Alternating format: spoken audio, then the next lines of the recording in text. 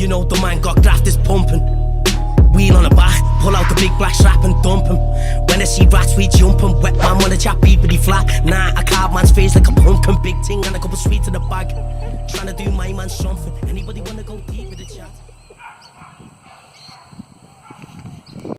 Today, you will learn how to detect surveillance.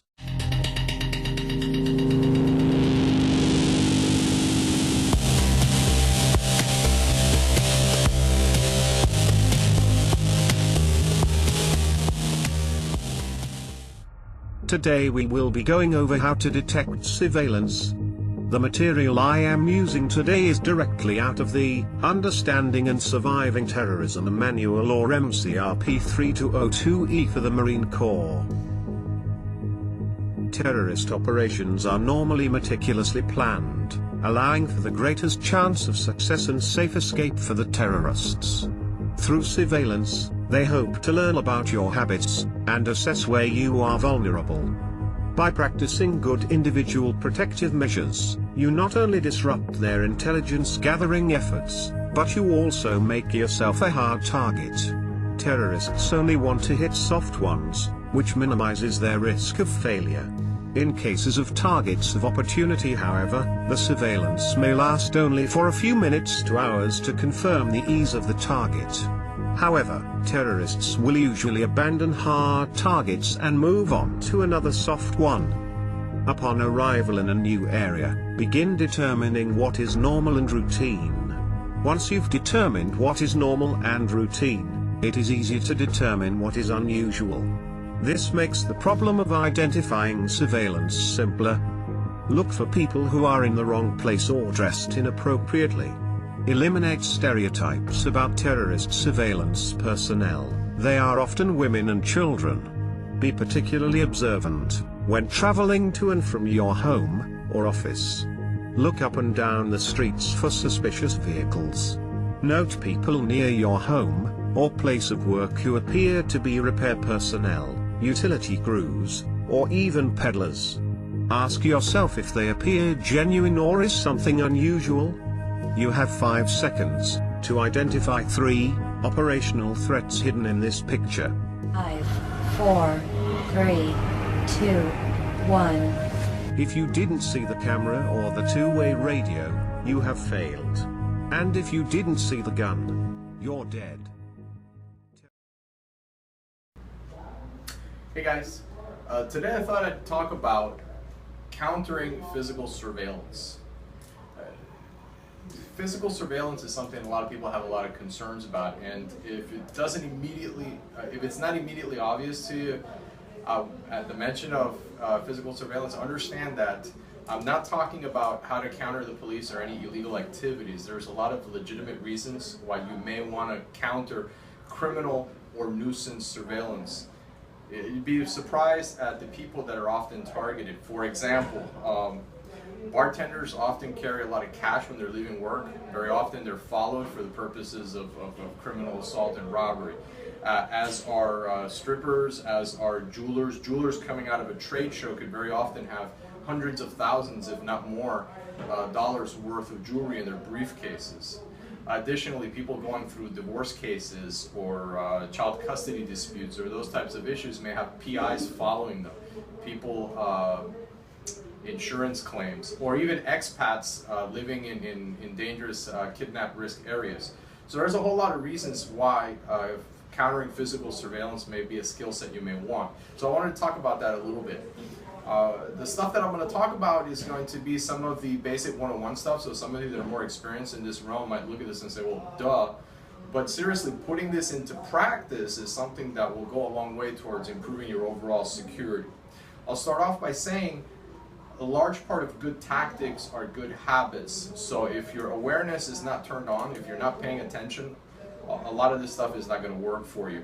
So considering that a lot of surveillance happens in cars, whether you're in the car being followed by a car or near and around cars is something we'll start off talking about. Basic good driving 101 requires that we have good situational awareness.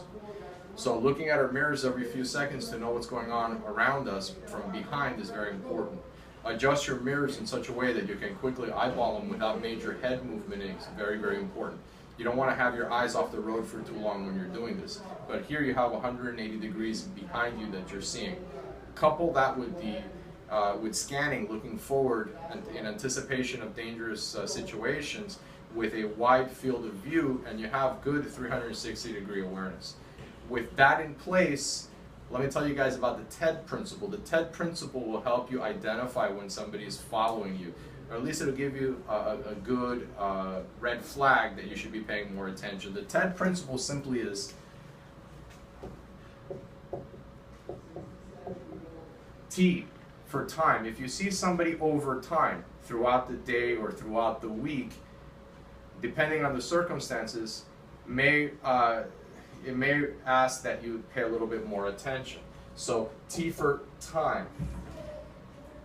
Now, if that person happens to live in your area or work within your area or stuff, that may not be such a big deal. But if you see him in any of the other situations, the coupling of these elements gives you more and more cause for alarm. If you see him in different environments, okay, I went to the beach, I went to the mall, I went to the suburbs. In different environments, it would be difficult that somebody else would be in the same circumstances as you, traveling through these different areas. Finally, over distance, well, not finally, but over distance, I go to downtown, I go to uptown, I go to the suburbs, I go to a rural area. Over distance, the chances of that same person popping up would be a little bit slim. And finally, their demeanor.